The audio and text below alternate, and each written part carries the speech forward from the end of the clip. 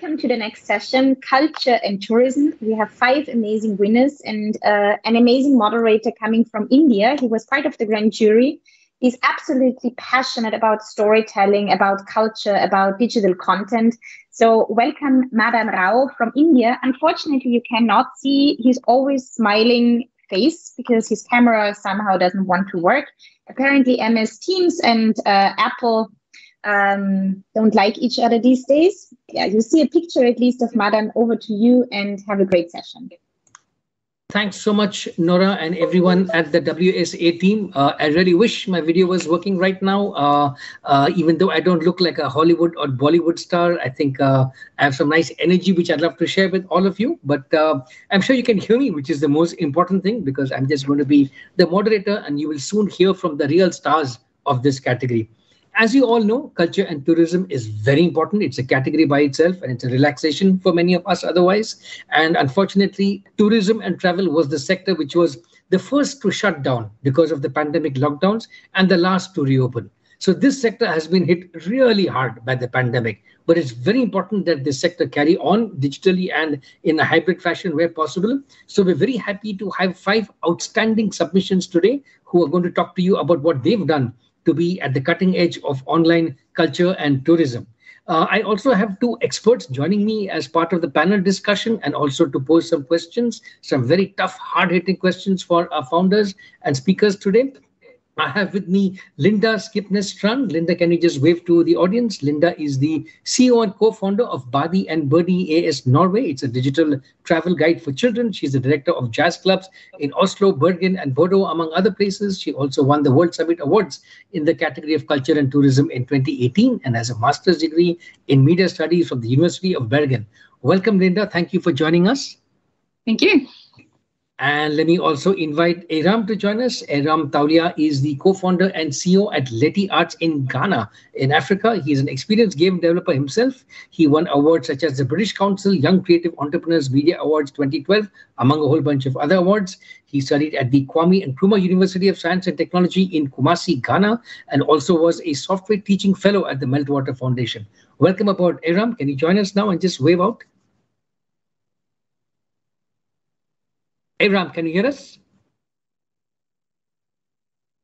Okay, he'll be joining us shortly. I know he was here just a few minutes ago. So, Linda, do you want to just say hello and say a little bit more about the kind of work you're doing these days and what you've done with the World Summit Awards, for example? Linda, over to you for a couple of quick minutes. Just me? Yeah. Well, I guess you said most that is anyway interesting. Yes, I live in Bodø, which is in northern Norway. We won this World Summit Awards in 2018, with as you say, this solution that is supposed to make it more fun for children to learn about and experience Norway or other countries in a more sustainable way. And we were very, very proud in 2018 when we won this award. And well, we have more or less been bragging about it ever since. It has actually helped us quite a lot in different situations. So yeah, congratulations to you all. And yeah, looking forward to this. Great. Thanks so much, Linda. And as you rightly mentioned, children are a very important audience, especially for the digital medium. They're much more wired than many of us on the jury and other parts of the audience are. Children are growing up in a 100% digital world, so to speak. More wired to this kind of a medium. Let me ask Aram. Aram Taulia, are you there? Can you just say a few words about some of the things you're doing these days? Aram, can you hear us? Yes, I'm here. Can you hear me? Yeah, great. Tell us about some of your work today and what turns you on so much about the World Summit Awards. Yes, so my name is Aram Taulia. I'm the CEO and co-founder of Leti Arts, which is one of Africa's first full-time video game development companies in the sub-Saharan region. So we won this award in 2018 with one of our products, Afro Comics, which is an app that houses most Afrocentric content made from unsung creatives all over Africa. So the gaming industry in Africa is actually very fragmented, and what our solution tend to provide is to be able to consolidate all creative content into one app, including digital comics, video games, graphic novels, wallpapers, instead of people putting stuff on Instagram and just getting oh, great. In Afrocomics, someone can actually pay 1 cent for it as a wallpaper. And and it's been amazing. The award was really great. It actually made preservation of culture very interesting on the continent. Since the award, we've had a lot more creatives published and also gotten their content bought and used by other people. The impact is quite great, especially in the time of COVID. We all know digitalization has become the norm. World Summit Awards happening digitally also is one of the evidence of that. So our services in gamification and digital content and storytelling has become very necessary now for the tourism industry. So I'm really, really looking forward to the great innovation that you winners have done, and congratulations for making it this far. Thanks so much.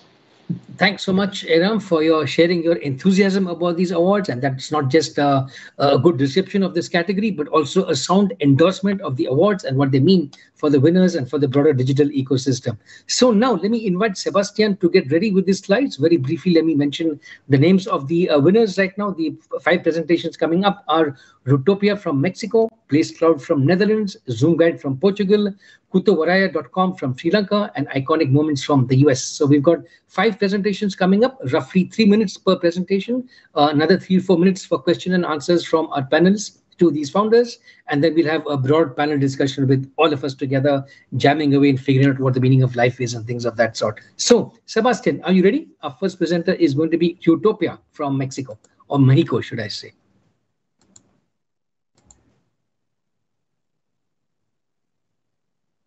Yes, I'm ready. Can you see my screen and hear me? Yeah, we can hear you, and the countdown begins now. We have 3 minutes. Yeah. Just let me...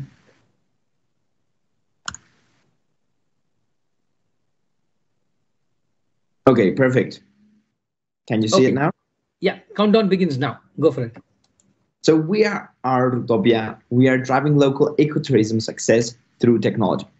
Now, in Mexico, 2/3 of all ecotourism projects are abandoned because they lack visitors.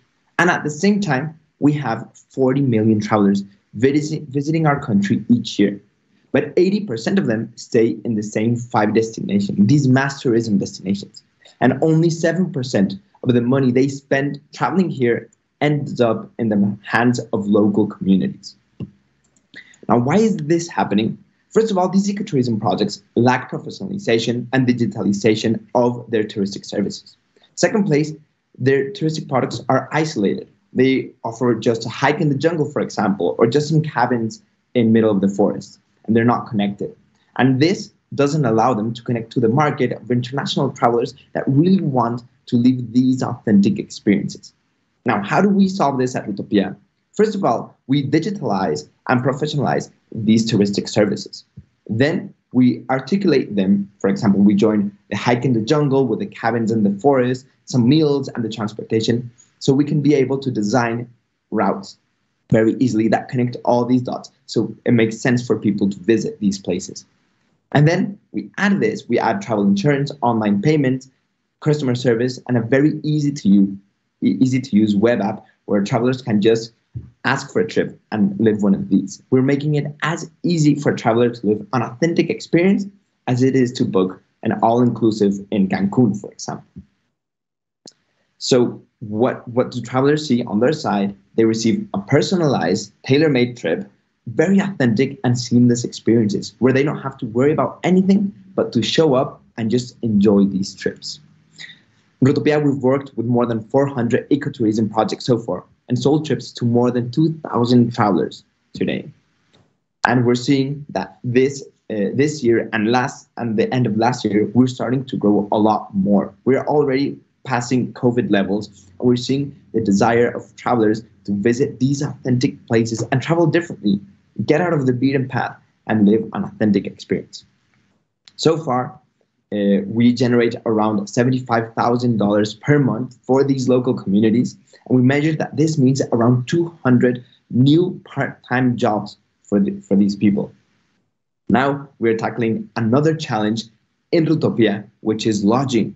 They have amazing land and nature, but they don't have the expertise or the infrastructure to be able to accept even more travelers and give them the service that they want. That's why in Rutopía right now, we are investing in eco-lodges for them to be able to sell even more tourism and have more success. So thank you. Sebastian from Rutopía. Thanks, Sebastian. You're well within your time limit. Thanks for giving us so much time to ask you some questions. Now, that's very interesting. You mentioned that you've passed the first challenge of getting people to come, and now you've got the second challenge. Too many people are coming, so you need to make the accommodation that much more sustainable. So what are the issues involved in sustainable accommodation? It's energy, it's water, it's food. What is it and how does it work? So, sorry, I lost the last part of your question. Yeah, the sustainable accommodation. It's a combination of, I guess, energy, materials, water, sanitation. How does it work? Exactly. So first of all, it's sustainable in the sense that we're trying not to generate more waste or damage the environment because these are located in the middle of nature. But at the same time, when we put a new lodging, we're creating a new incentive for the local people there to take care of the forest because it has a new added value. So that's why it's another reason to preserve the ecosystem. Okay, got it. Linda, Aram, any questions from you? Yes, I have a question. This is Aram. So I think this is a perfect business. I really like what you are doing. But my question is, how is the innovation of your digital platform tied to all the other things that you are doing? Because it seems you are putting a lot of logistics and partnerships and physical things within the whole experience. So what is unique about the digital platform, which is different from the existing apps for tourism that are out there? Thank you for your question, Aaron. So one part is that we're developing our own technology that is allowing these ecotourism projects not only to be visible online, but to have a very solid backend so that we can just in 1 hour design a new experience for them. And the second part of the innovation is that we are working with the communities, like having calls with them and preparing them so they can upload their touristic inventory to our software. And that is one of the things that many businesses have struggled with. They are not able to upload their information to any software because it doesn't exist yet. Okay, and how does it recommend a site to a customer? If I want to come to Mexico now, how do I get the experience? Does the software give me suggestions of an experience, or I have to build my own experience? So actually, we have travel experts that design the trip, use this software full of the touristic inventory, and we design it for you. So you just go on rutopia.com, you ask for your trip, and then a travel expert from any part of the world is using this software to design your tailor-made trip. Okay. All right. Thank you. I think Babak had a question. Babak, over to you. Thanks. Indeed, I'm an auditing juror, so I'm unable to vote, but I do have a question on how you integrate with other services, because I suspect that the biggest challenge that you have is bridging that first step of users to start using Rutopía, to know that it exists, to find it, and then to book. So my question is, are you integrating what you offer with other platforms? And if so, how are you doing this? And if not, are you planning on doing this? Thank you. Actually, yes, that's a really good question, because our main sales channel is through other existing platforms that already sell these type of trips. So we use platforms and also travel agencies in Europe and the United States, for example, which are seeking this experience but can't find the local operators who can do it. So we just aggregate all of these and we offer the service. And we also use Google to sell our services. So there are more and more people already Googling how to travel differently or authentically, and we catch those through content and then we'll tell them that they can make this trip differently. But are these representatives essentially, or do you somehow integrate your content into their existing platforms? We have both. So first is like the alliance, but we also allow them to access directly the information that we have, so they can have on their website publicly some new experiences that we have in our touristic inventory. Thanks. Linda, go for it. You're next. I think you just answered some of my questions right now, but first of all, congratulations. It's a very nice solution, and very, very tempting to go to Mexico for a vacation. But yes, who are the users? Who are the visitors? Where do they come from? And do they need to have a lot of money to access this? Or who are they? Thank you, Linda. So yes, no, they don't have to. They don't need to have a lot of money. They're mostly families and couples wanting to travel to Mexico. First, we began with a more authentic side, but now we're tapping into the more traditional type of travelers who just want a bit more authenticity in their trip, and we're achieving to access them. So we're like tapping into the mainstream group of travelers, and we're happy for that because it's like a shift in type of traveler that we see, not only because of us, but because of the global situation of tourism. And a trip costs like, we would say $100, $150 per day per person. So it's not that expensive. Sounds good. Thanks, Sebastian. I think I echo Linda in saying that your slides are very inviting. We all want to come and visit you in Mexico. It's been years since I've been there. I'd love to come there again myself. But thank you. We need to move on to the next one. But Sebastian, once again, congratulations for a very good opening presentation in this category, culture and tourism. If you're joining us a bit late now, we're coming now to our second presentation by George from Placecloud of Netherlands. George, if you're ready, go ahead, share the screen, and we have some more questions for you after you're done. Thanks. Thank you. Okay. So let me know if you can see my screen. Yes, we can. Just go to full screen mode. Okay. Can you see that? Now we can. Countdown begins now. You got 3 minutes. Thank you. Hi, everyone. I'm George. I'm the founder of Placecloud. So you're looking at a picture of Trafalgar Square in the centre of London. Many of you may have been, if you've been to London. What's the story that we hear about Trafalgar Square? What would a tour guide tell us, or what do we see on Wikipedia? We see that it's a place of power, a place of empire, a memorial of Britain's so-called glorious victory in the Napoleonic Wars, and a memorial of Admiral Nelson and his heroic death at the Battle of Trafalgar. This is the story we're told about this impressive place. But Trafalgar Square is also the place where in early 1990, 8,000 young people came together to protest against the clampdown by the government against the illegal warehouse parties and raves that were springing up all over the country and that were so important to the youth culture of the time. And it's also the place where, for the last 4 years of the 1980s, there was a non-stop protest against apartheid, calling for the release of Nelson Mandela. That happened in Trafalgar Square. So this is what Placecloud does. This is our simple but radical innovation.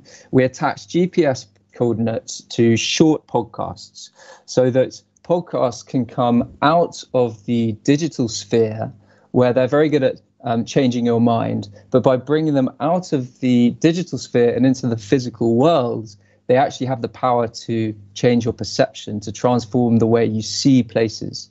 And this is a really powerful thing. And you can see here a screenshot from Placecloud. There are 4 different stories, short podcasts, we call them viewpoints, told by various different cultural researchers, which give us an alternative way of seeing Trafalgar Square. And here's another screenshot from Placecloud. London is covered in viewpoints. We have about 360 of these things from 55, I think now, cultural experts from leading universities like Oxford and Cambridge and places all over the world. And we're growing through network effects. So perhaps you could ask, I won't talk about that now because it's a little bit complicated, but we have an organic growth mechanism so that we're aiming for roughly 10 million cultural researchers that we believe exist all over the world that can literally cover the surface of our world with new ways of seeing, new ways of experiencing the world. And I've run out of time, so I'll leave it there. Thank you very much. Thanks so much. That's a great presentation. Let me invite, I think, Linda, you have your hand up. Would you like to go next? I think I just forgot to put my hand down again, but I do have questions. Yeah, please go ahead. Go ahead. Yeah. Well, yes, I do have a lot of selfish questions on this one because we have a quite similar solution. But how do you recruit users and subscribers to this? And do you get them? Do you have any statistics on how many people actually use them on location and how many people uses them at home, or what you can, if you understand? Yeah, I do. Yeah. At the moment, most people are using it online remotely. So they discover these things on Twitter at the moment because most of our contributors are on Twitter. And this is our kind of growth mechanism. Our cultural researcher will create one of these viewpoints, these audio pieces, will promote them on their Twitter channels, and they have a load of followers who will then listen to them, and that will drive users to Placecloud. And then many of those users themselves will be cultural researchers, and they then sign up and they start making content and they start posting. So we start to get this virtuous circle of growth going, which we've begun to see already. The first bunch of researchers I invited, but they have led to organic signups from new researchers, which is really exciting. Aram, I believe you have a question. You want to go next? Hello, yes, thank you. Hello, George, and thank you for the pitch. I have a question following up on the previous question. Can you describe the user experience? Because you've described the maker experience, the people who contribute, the researchers. But can you elaborate more as to the end user experience, and especially when they are on location? Yeah. Thank you. Yeah. So currently we're using Google Maps. So there's quite a basic way of accessing the content via a map, and this is because we're in a kind of bootstrap phase at the moment. It works perfectly well.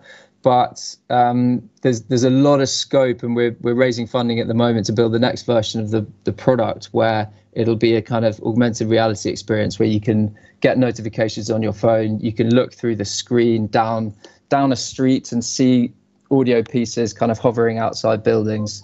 And then, of course, there's things like Apple glasses, AR glasses coming through in the next few years. So it'll be kind of perfect for that when they come through. So yeah, at the moment it's Google Maps. Thank you. Sorry. Yeah. Great. Iram, you had a question? Yes. Yes. Congrats on this innovation. I think what I needed clarity on is how is the post? Is it like, do I have to be like Placecloud writer, like how I sign up on Google Maps to map my office or my home? And do I have to sign up with Placecloud in that aspect to be able to post? And how do you review the content that is posted by is it digital writer? Like, how do you review that content before you make it live? Thank you. Yeah. So the way it works is, in order to be a contributor on Placecloud, to make the content, you have to be either an academic, so you have to be a PhD student or above, or you can be an independent published researcher, or you can be a researcher with an NGO, so a cultural NGO anywhere in the world, a historical memory organization, something like that. And you would apply to Placecloud. There's a simple process. We would review your application, and if we say yes, then you're free to make as much content as you like. We won't then do any editorial work on your content. So we have that front line of quality control, and after that, we let people do as much as they like. So would a partnership with like National Geographic, since they've actually explored almost every part of the world, be quite interesting. Why would this product be something of value to them, since they have a lot of documentaries and they've covered almost everywhere in this world? Can you get content from them to visual as well? Is that something? And then after that, do you have any statistics in terms of revenue or anything, or you are still bootstrapping? So did you mean a partnership with National Geographic and getting content from them? Yeah, exactly.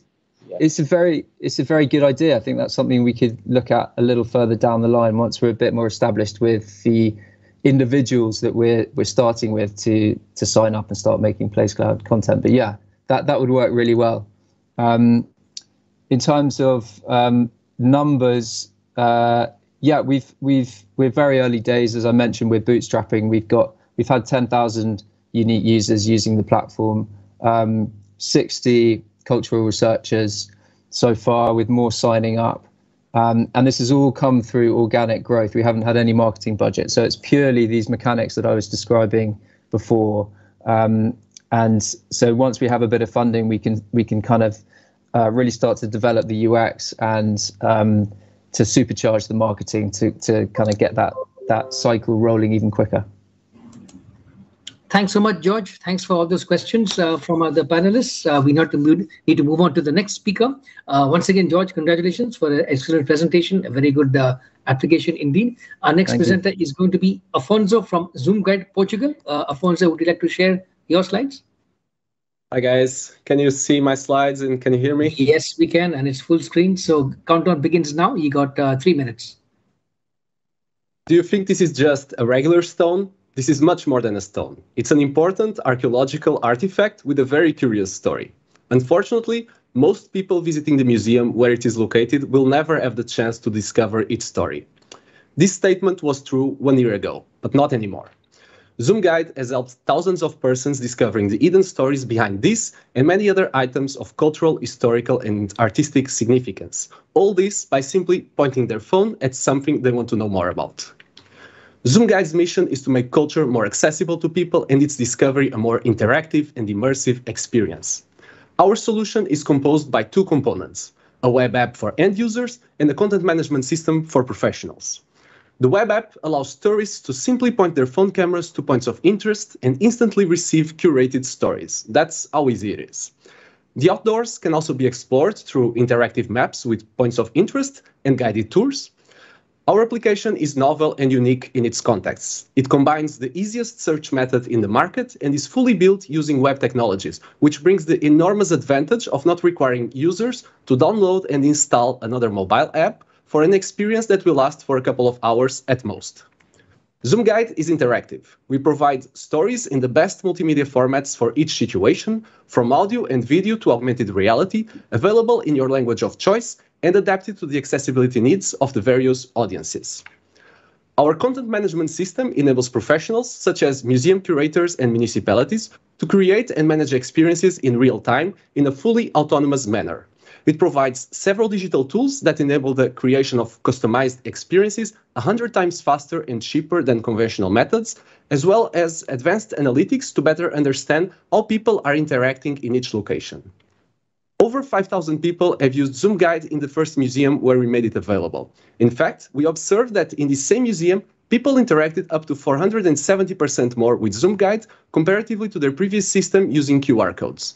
This is not an isolated result. We are now expanding to 7 other museums and 1 city, and thanks to the quick onboarding process and scalability of our solution, we are looking to add hundreds more in the next few years. Zoomguide helps preserve the world's cultural heritage, facilitates access to culture, is a sustainable alternative to museum pamphlets and disposable audio guides, and provides state-of-the-art technologies to partnering organizations capable of generating new sources of revenue, which increases the financial stability and resilience of these organizations. We are working hard to make this platform available to all and hope that the next time you visit a museum or a new city, you'll have the chance to explore it with us. My name is Afonso. It was a pleasure pitching Zoomguide to you, and I'm happy to take any questions you may have. Thank you. Fantastic, Afonso. You finished within time, giving us lots of time to ask you some questions. My first question for you is about repeat traffic. once people download your app, how many of them keep coming back, and what do they do when they come back? Any data that you have that you can share with us? Yeah, so the first thing is people don't have to download Zoomguide. People just access zoomguide.app, they click on Start Exploring, and they point their phone at something. That's something that we really insist, because most people don't want to download an app for our use cases, because imagine you're visiting a museum. You're visiting that museum once. Probably maybe in 5 years, you'll visit it again, but it's not something you do on a regular basis. So we think this is the easiest way for people to use the product. In terms of interaction, so at the moment, we do not count on repeat users exactly because of this use case. People usually use it when they visit a museum, and they do not visit it twice. What we care about is the number of partners we have, so the number of museums and cities where we are located, which at the moment is 7, and how our interaction, our user experience compares to other alternatives in the market, like conventional audio guides and systems with QR codes. And the data we have shows that people interact with our system much more than comparatively to these systems. We measured up to 470% more, which leads to people spending much more time in museums than before. That's good to hear. We have questions now from Damien, Babak, and Linda. Damien, you're first. Thank you. I mean, I had first a question on the user experience, so thanks for answering it. So now my second question is more on the back end. Can you elaborate as to how much work is required on the museum side, and were you able to measure, I don't know, the amount of work that they needed to do in order to, I don't know, cover maybe 50 pieces in the museum? How long it would take, and how much additional work it would be on the museum team? For sure. So adding a new item in Zoomguide takes about 20 seconds. So you just need a regular cell phone. You do a scan around the item, takes around 20 seconds, and then we take care of all the recognition, and the item will be available to end users when they point their phone to the same icon. The story really depends if you already have the idea on your mind, but then we have several digital tools that allow you to create or convert the idea you have in your mind to actual multimedia content that you can share, and that really simplifies the creation and updates the management of the experiences you want to share. Thanks. Babak, you're next. Thanks. And thanks, Alfonso. You talk a lot about using the service inside museums, but one of your screenshots included a map of a city with lots of markers spread out throughout the city. Now, so I presume that that's also what you offer with Zoomguide. Now, specifically for that type of content, do you already make, or do you intend to make this content available via a kind of public API so that others can remix the content that you provide into their own applications? It's a great question. So really, our platform lives on content. So even though we developed technology that we think it's really addressing an issue, it needs content for it to be a successful platform for people. And opening the platform to contributors is a good option to increase our reach. And what we've started to do is understand what is the interest of independent curators to sign into the platform and create content through the means we provide. So basically through our content management system. At the moment, we do not provide an open API, but we are open to independent contributors registering it, registering on the system and using it to create content. That's a great question, Babak. Thanks. Last question now from Linda. Linda, over to you. Yes, thank you. And congratulations. It's a very impressive solution. Yes, I have actually two different questions. I was just wondering if I, as a visitor, was visiting one of these cities or museums, how do I get to know of this Zoomguide so that I could use it? So usually when you enter a museum, which is which is a partner, as soon as you enter the museum, you'll see a big roll-up, like something 2 meters by 1, which will inform you that Zoomguide is available. And as you're buying the ticket, you'll also hear the person you're buying the ticket from. They will tell you that this experience is available and that you can use it. So this basically our partners promote the Zoomguide for us at their locations. It's in their interest. In cities, we are also working on the communication plan. So we just confirmed our first city to join the platform. It includes all the museums in the city, but also the outdoors. And we are starting a communication campaign which includes both digital and physical means in the city, so that people know they can use Zoomguide in the outdoors. Yeah, good. And also, if I can ask another question, can you say a little bit more about who the customers are and what they pay and what they pay for? Mm-hmm. Yeah, so we have two models we are exploring. One model, we provide our platform at no cost to professional customers. So professional customers are basically museums, monuments, organizations that promote culture. So we provide all our tools without any limitation to them. And then in an agreement with them, we define a price for the experience, which the end user optionally pays when they access a museum. So for example, as you're entering a museum, you pay the ticket and you have this optional complement to the experience, which you can purchase. And then the revenue we generate, we split between the museum and Zoomguide. So the idea behind this model is to ensure that all organizations, even if they do not have the budget, they can access these tools and that they can even generate revenue to support their own activities. This is one of the models. The other model is a standard software license model that has different plans depending on the size of the museum, and we measure size based on the number of visitors, or in case of cities, number of tourists. Thank you. We're almost out of time. Let me ask Aram for his last quick question, please. Aram? Yes, one last question. Yes, so great solution. If I want to, let's say, bring this to Ghana, or a new partner is coming on board, what is the process? What do we have to go through to get this? So if we're talking about a partner like a museum or a city, it's as easy as signing our partner contract. So there's a terms of service that we provide. And then as soon as you sign this, we provide access to a professional account, and you'll have access to all the features we have available for professionals, and you're then allowed to publish content through the app.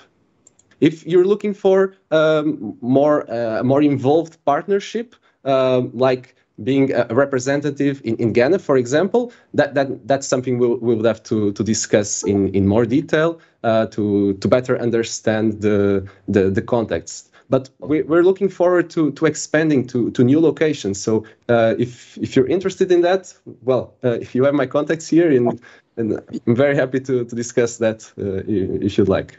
Okay, all right. Great question. Thanks, Afonso. Everyone who wants to get in touch with Afonso, his email is up there on the screen. Take a screenshot and then you can contact him for expanding to your country. Now we move from the Americas and Europe to Asia. Let me invite Rajiva to share his slides. Rajiva is from Kathuwaraya.com in Sri Lanka. We're now in Asia for our next presentation. Over to you, Rajiv. Hi guys, can you see my screen? Yes, perfect. Countdown begins now. You got 3 minutes. Sure. Hello, I'm Rajiv from Kathuwaraya, a product born and bred in Sri Lanka, just like I was. Here's Kathuwaraya in a nutshell. We discover and nurture talented writers. At the same time, we nurture and give impetus to grow the Sinhala language. Write books, receive a signing bonus, collect royalty, and live happily ever after? Well, in reality, that is just a dream. A vast majority of authors will never get signed up by a publisher. In a country like Sri Lanka, which is heavily biased toward print media, the situation is even more bleak. So here comes Kathuwaraya, easing the works of talented writers. But not only that, very importantly, we keep this beautiful language of ours, Sinhala, spoken only by 0.2% of world population, alive for generations to come. We aim to flip the publishing industry upside down. How? With a sustainable approach and a digital screen. Kathuwaraya provides a safe and a secure pathway for writers to publish Sinhala novels. Kathuwaraya is actively helping to battle copyright infringement and content theft. It is paving the way for talented writers to publish their work far quicker, far easier, and far cheaper than ever imagined. Authors are more visible to a wide readership. At the same time, readers can find a rich selection of quality publications. Kathuwaraya has made it possible to monetize Sinhala content at a time when many content monetization platforms had moved out of monetization of Sinhala content. Our community is what makes Kathuwaraya stand tall. Many authors feel that this community engagement has given them the impetus to write better, pushing them to better themselves. Active collaboration within the community helps us to preserve the authenticity of the novels. We have opened up career pathways not only for writers, but for proofreaders, designers, and artists. Talking about the impact, we tweaked the technology which is already out there to fit into the local context. We knew from experience of working with low-tech communities in Sri Lanka about their daily struggles when it comes to using the technology. Clearly, Kathuwaraya had won places in a short period of time. We nurtured it during the pandemic and it has since taken off. Nadisha, just into her 30s and over 30 novels to her credit, in an interview after winning the Kathuwaraya Gold Award, commented, quote, "This is the second award I won from Kathuwaraya. I already had won the hearts of many Kathuwaraya readers. I'm very happy," unquote. So Kathuwaraya is a community with unspoken yet creative ideas of many Sinhala authors. Through Kathuwaraya, you see the next generation of Sinhala writers who are creative, cooperative, and collaborative. The 3 C's which will land our ship on the moon. Thank you very much. Thanks, Rajiva. That's very good. Creative, cooperative, collaborative. What about commercial? How much? Can you share any numbers on revenues or ads or subscriptions that they're getting? You can keep it confidential if you wish, or you can tell us whether it's a healthy stream or it's a trickle or it's steady. Any comments on revenues? Yeah, so basically our applications are free to everybody. But what happens is, like, when you publish a story on Kathuwaraya, the authors, they can make it as paid content. So in that in that context, what we are doing is we are allowing subscriptions. So people, like, if they want to like read the paid stories, they will go and get the subscription. So right at the moment, after the pandemic, what happened was that a lot of people, they couldn't go out buy books, so they turned into Kathuwaraya. And some of them, maybe people who are overseas and want to like read Sinhala stories, they were willing to get the Kathuwaraya subscription and then contribute to the platform as well as to the authors. Yeah. Thanks, Rajiv. Any questions from Aram, Linda, anybody else in the audience? Aram, you're next. Yes, excellent work. I think this is really good job. It's similar to what we also have in Afro Comics. But my quick question is, do you support visual content as well, like visual content, animation, and all that, or is just text-based content? So what are the content types that you support? Yeah, at the moment, what we support is like we have text content, and also for people like who want to like listen to the audio or maybe listen to the story, we have audiobooks. And yeah, so that's all. But yeah, maybe in the future we might go into a visual aspect as well, maybe short dramas or stuff like that. Yeah. That's a great question, Aram, on the content types. My question for you, Rajiv, is: are you connecting that to audience types? Do you find that younger people prefer video? Maybe elders who are living abroad prefer text? Are you finding any preferences by age or any other such sectors? Basically, in Sri Lanka, when you take Sri Lanka, like a lot of people, they read print media, right? So even for youngsters. But when it comes to the digital screen, they did have a lot of good solutions. So because of that, even the younger generation in Sri Lanka, they tend to read more on the digital screen. So when you take Kathuwaraya, we have a lot of teenagers downloading the application, and also being there throughout the whole process of a novel. Like to give you some context about how we publish stories on Kathuwaraya, we don't publish the whole story at once. To keep the engagement going on, we publish each episode by day. So once you like read the first episode, you want to like wait until the next day to get the like read the next episode. So which means like the engagement is like is rising. Yeah. Thanks. Aram, did you have a follow-up question? Sorry if I cut you off. Aram? It's fine. It's fine. It's fine. Okay, good. Linda, anyone else want to take a last shot before we move on to the next question? Yeah, I think, first of all, just congratulations. It's a very nice solution, which I guess has great impact as well. So, yeah, I think you answered most of my questions. I was just wondering, do you experience that a lot of the authors get published by other publishers or professional publishers after being on this site for a while? Yeah, on our point of view, like when you take Kathuwaraya, we do digital publishing as well as normal print publishing. So the advantage that we have over other traditional publishing companies is that we have this amazing community engagement. So when an author, mostly novice authors, when they publish on Kathuwaraya, we can monitor how the engagement is going on. And when we see very stories with a lot of engagement and a lot of people are talking about, we basically reach the author and you come up with an agreement whether they want it as a print publication. And we have done several of them. So basically we have published romance novels, science fictions, and also horror kind of stories. So yeah, authors, they can publish their stories digitally on Kathuwaraya as well as a print publication. And for others, like if there are third-party publishers, they can reach out to Kathuwaraya and they can maybe discuss. Thanks so much, Rajiv. I think we have time now to go to our next speaker. Do we have someone from Iconic Moments ready to speak? Or are we still waiting for them? Yeah, I'm right here. Okay, great. Go for it. You can share screen. Rajiv, you can stop sharing your screen so our next speaker can share. Perfect. I'm also picking up an echo from somewhere sound-wise. Yeah, someone else, please mute yourself. So let me share my screen. Open system preferences.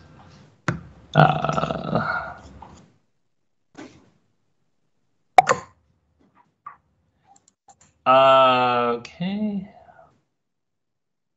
Later. All right, let's see if this works. Share. Not yet, not yet. Okay, 1 second. It's making me add this permission. Make it full screen and then you can begin. Perfect. Is it sharing the screen now? Or can you see my end? No. Yep, perfect. Yeah. Okay. Yeah, thank you so much. Hey everyone, my name is Chris Cummings. I'm the Wait. Oh, that is okay. Do you see it in full screen mode now? We see it's in normal mode, not full screen. So we can see the smaller slides on the left. We just want to see the slide. Yeah, no, it's so odd. I have it set to presenter mode.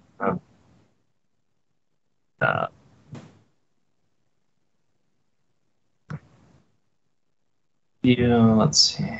Enter full screen. Can you see it now? Mm-hmm.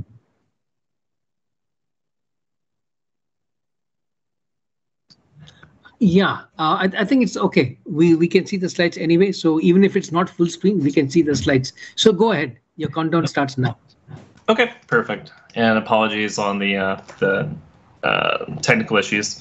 Hey everyone, my name is Chris Cummings. I'm the founder and CEO of Iconic Moments, the first NFT marketplace for the 450,000 museums and archives globally.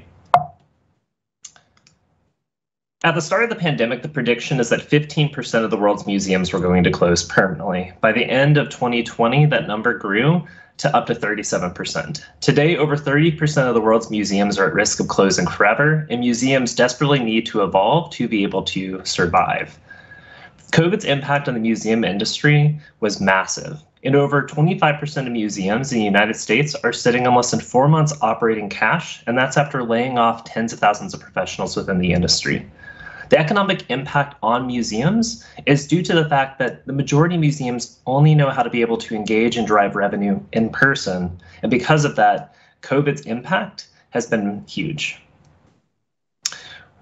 The crazy thing, though, is that museums themselves are sitting on incredible amounts of content that is not seen by the public and content in which they could be able to engage audiences with. On average, only 2% of a museum's collection is publicly visible, and the other 98% sits behind a vault.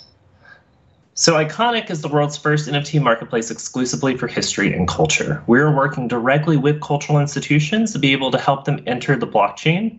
I want to be very clear, we're not selling original ownership of anything in a museum that would pose ethical quandaries, but we are helping them to engage new audiences. So how do we do this? Well, we work directly with the museum itself to be able to create NFTs inspired by those collections that can be focused on telling stories and historical moments while also allowing museums to reach new audiences. Unlike other NFTs that are out there on generative apes and whales and penguins, our NFTs are inspired by history and collections. We're also able to attach ticketing and membership directly to each NFT to bridge the physical and the digital world together, while also focusing on telling the story of both the NFT and the museum and the social impact. Our work stands apart wildly from other NFTs that are within the industry, tying to real institutions with real content. And we're lucky. We've already signed over 25 museums globally. We have inbound requests from museums across over 12 different countries. And we raised over $3 million in just the last 15 months to be able to make all of this possible. Let me fast forward a little bit here. From everyone from Ford to Sports Hall of Fames to National Music Museums, we are continuing to sign world-class organizations, and we've put together a world-class team that spans all around the globe to be able to make this possible and to help bring museums into the future and onto the blockchain.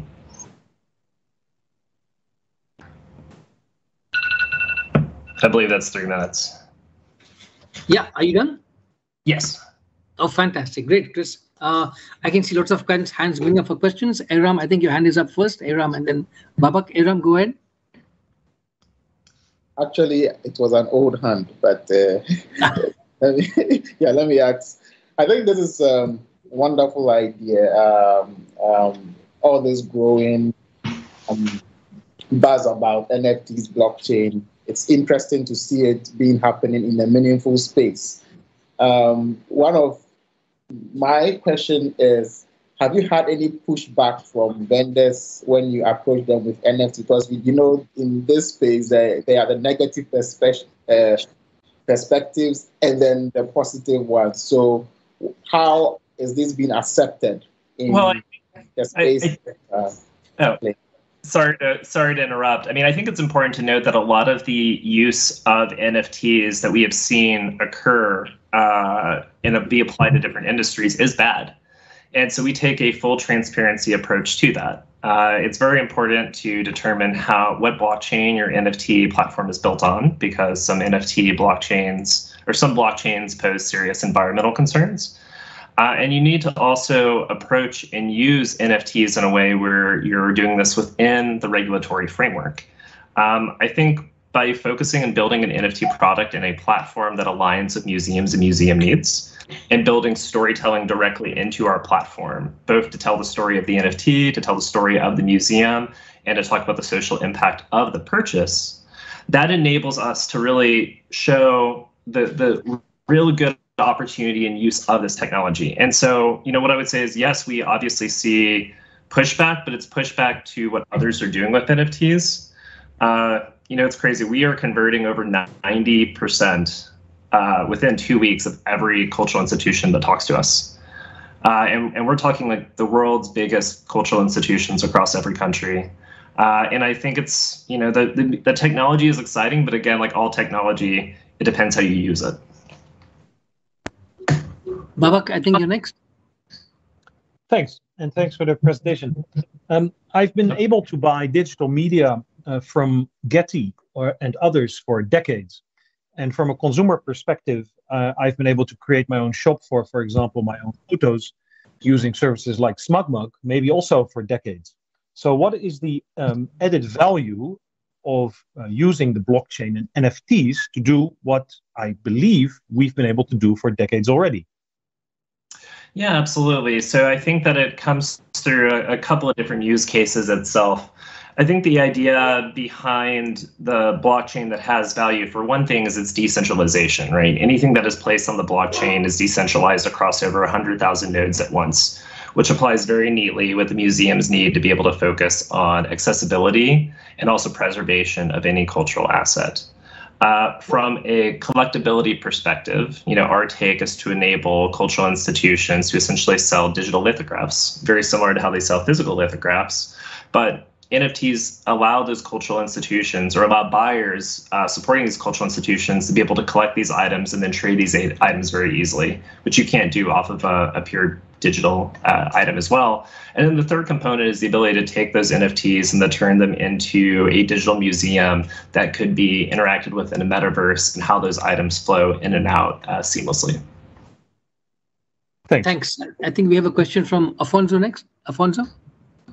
Yes, I wanted to understand if you provide a platform for museums to create NFTs, or and like you charge a subscription for this, or is it built on the digital contract of the NFT? Like every time you do a transaction, Iconic receives a fee.